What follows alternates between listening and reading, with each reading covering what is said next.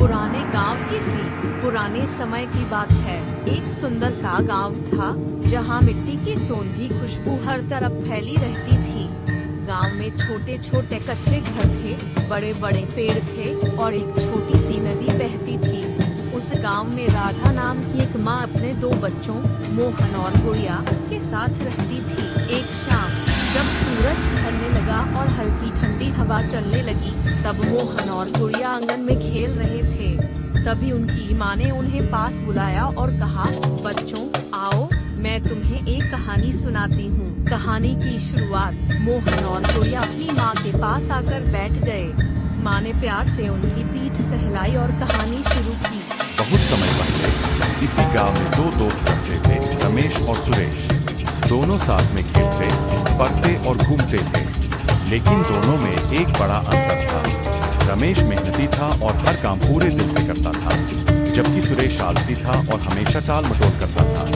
एक दिन गांव के बड़े बुजुर्गों ने घोषणा की कि जो बच्चा सबसे अच्छा मिट्टी का घड़ा बनाएगा उसे एक बड़ा इनाम मिलेगा। रमेश ने सोचा, मुझे यह मौका नहीं छोड़ना चाहिए। उसने अपने बाबा से सीखकर मेहनत से घड़ा बनाना शुरू कर दिया। लेकिन सुरेश ने रमेश रोज अभ्यास करता, अपने घड़े को आकार देता और उसे अच्छे से सुखाता।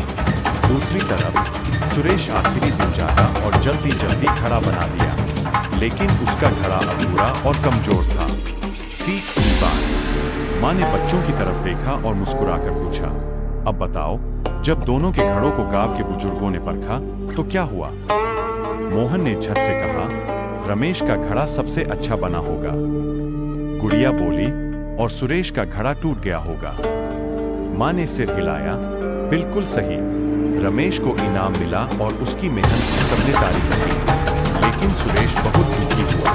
तब उसे समझ आया कि मेहनत का कोई विकल्प नहीं होता। अंतिम सीख। माँ ने बच्चों को गोद में लेकर कहा, बच्चों, यह कहानी हमें सिखाती है कि हमें कभी भी किसी काम को टालना नहीं चाहिए।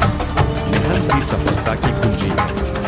मोहन और गुड़िया ने खुशी खुशी से हिलाया और बोले, माँ, हम भी हर काम पूरे मन से करेंगे। माँ ने प्यार से उन्हें गले लगा लिया और आकाश की ओर देखते हुए कहा, यही मेरी सच्ची खुशी है। क्या आपको यह कहानी पसंद आई? तो लाइक करें और सब्सक्राइब करें।